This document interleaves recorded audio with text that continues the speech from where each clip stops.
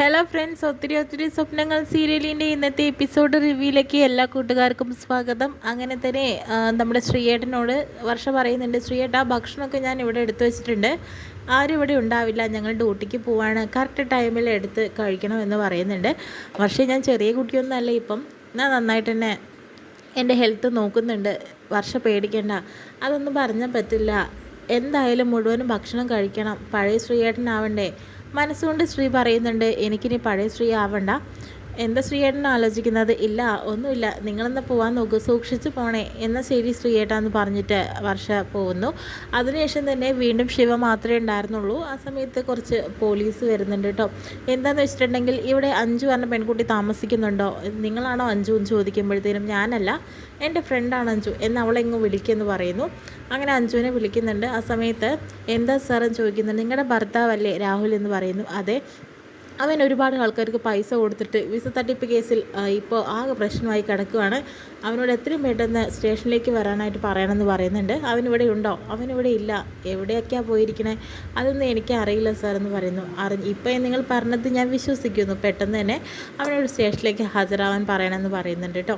ആ സമയത്ത് അവർ പോകുന്നു. പിന്നീട് ശിവയോട് പറയുന്നുണ്ട്, രാഹുൽ വല്ലാത്തൊരവസ്ഥയിലാണ്, ഇനി രാഹുലിന് എങ്ങനെ ഇവിടെ നിന്ന് രക്ഷപ്പെടാൻ സാധിക്കും, ആകെ പ്രശ്നമായി കൊണ്ടിരിക്കുകയാണെന്ന് പറയുന്നുണ്ട്. ഈ കുരുക്കിൽ നിന്ന് രാഹുൽ ഇറങ്ങണമെങ്കിൽ, രാഹുൽ അല്ലെങ്കിൽ അവരുടെ കടങ്ങളെല്ലാം വീട്ടാൻ നിൽക്കണം, അല്ലെങ്കിൽ രാഹുലിനോട് സ്റ്റേഷനിൽ ഹാജരാകാൻ പറയണം, അല്ലെങ്കിൽ ഇത് ആകെ പ്രശ്നമാണ്, കടം കൊടുക്കാനുള്ള ആളുകളുടെ കയ്യിൽപ്പെട്ട രാഹുലിനെ തീർത്ത് കളയും, ഒന്നെങ്കിൽ സ്റ്റേഷൻ തന്നെയാണ് ആയിരിക്കും അവന് അഭയം ഉണ്ടാവുക എന്ന രീതിയിലൊക്കെ നമ്മുടെ ശിവ പറയുന്നുണ്ട് കേട്ടോ.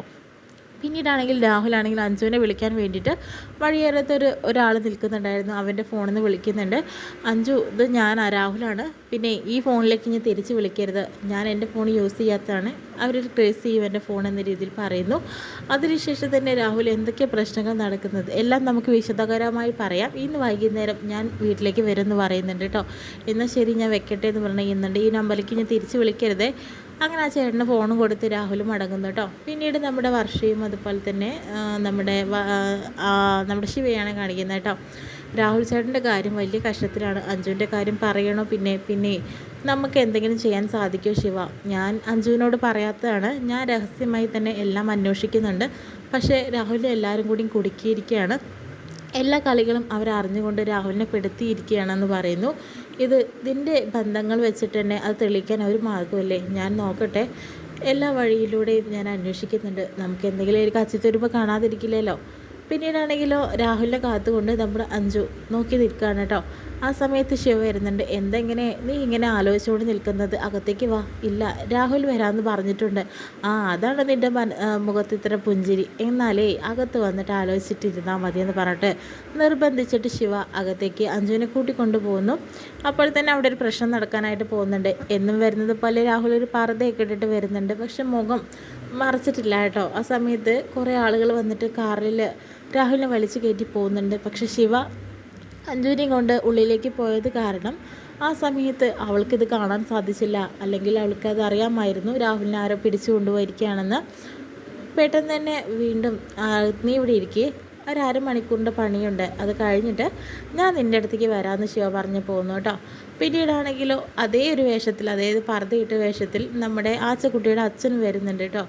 പെട്ടെന്ന് തന്നെ രാഹുലാണെന്ന് പറഞ്ഞിട്ട് അഞ്ജു പുറത്തേക്ക് ഇറങ്ങാനായിട്ട് നോക്കുന്ന സമയത്ത് അവളുടെ മുഖം പൊത്തിപ്പിടിക്കുന്നു. ആരാന്നറിയാഞ്ഞിട്ട് ബഹളമൊക്കെ ഉണ്ടാക്കുക കേട്ടോ.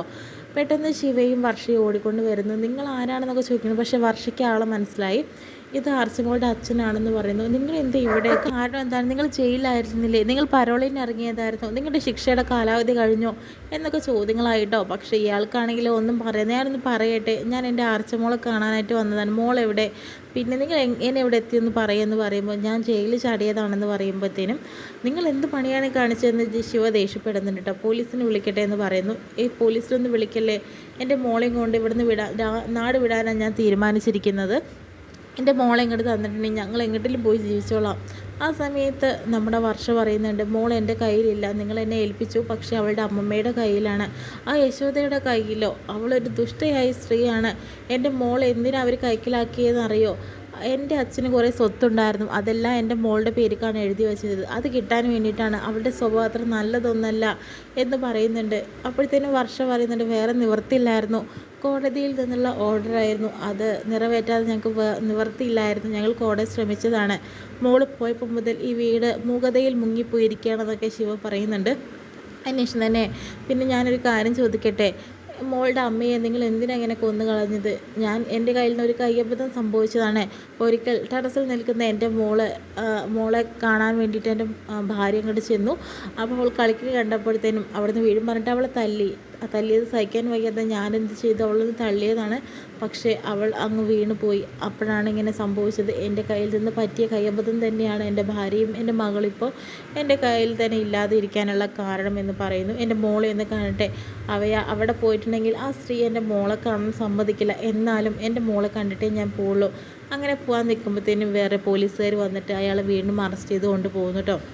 എടാ നീ ജയിലിൽ ചായതിയല്ലേ പറഞ്ഞിട്ട് അടിയൊക്കെ കൊടുക്കുന്നുണ്ട്. എടുത്ത് കാണുന്ന വർഷയ്ക്ക് സങ്കടമാവുന്നുണ്ട്. എൻ്റെ മോളെ കാണോട്ടെ സാർ എന്നൊക്കെ പറഞ്ഞു പോന്നു. പിന്നെ നിങ്ങൾ എന്തിനാണ് ഈ പ്രതിയെ ഇവിടെ കയറ്റാനായിട്ട് തീരുമാനിച്ചത്?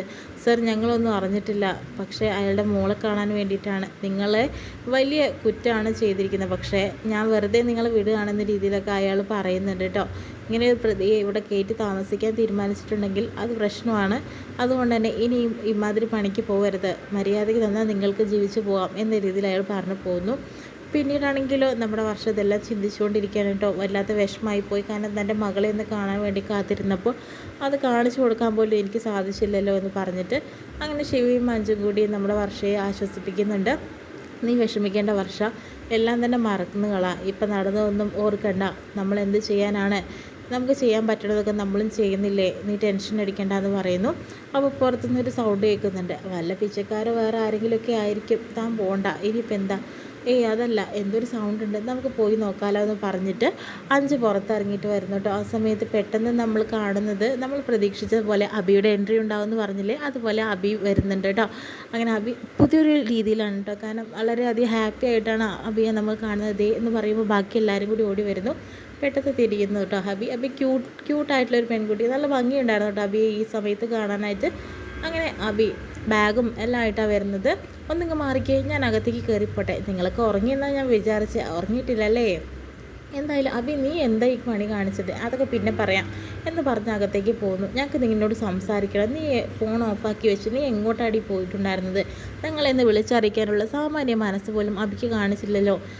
പിന്നെ അടുക്കളയിൽ എന്താന്ന് ഫുഡ് വെച്ചത്? അങ്ങനെ പഴയൊരു അബിയാണ് നമ്മൾ കാണുന്നത് കേട്ടോ. അങ്ങനെ അടുക്കളയിൽ ചെന്നിട്ട് ചോറും കറികളൊക്കെ വളരെയധികം ആസ്വദിച്ച് കഴിക്കുന്നത് നമ്മൾ അബിയായിട്ട് വീണ്ടും കാണുന്നത്. അബി ചിലപ്പോൾ ഒരു പക്ഷേ അബിയുടെ മനസ്സെല്ലാം തന്നെ മാറിയിട്ടായിരിക്കാം തിരിച്ച് പുതിയൊരു അബിയായിട്ട് തന്നെയായിരിക്കും നമ്മുടെ മുന്നിൽ ഇപ്പോൾ പ്രത്യക്ഷപ്പെട്ടത്. ഒരിക്കൽ അബി പോയപ്പോൾ നമുക്ക് കുറച്ച് വിഷമമുണ്ടായെങ്കിലും എന്തായാലും ഇപ്രാവശ്യം തന്നെ ഈ ഒരു സാഹചര്യത്തിൽ അബി ഇവരുടെ കൂടെ തന്നെ വേണം.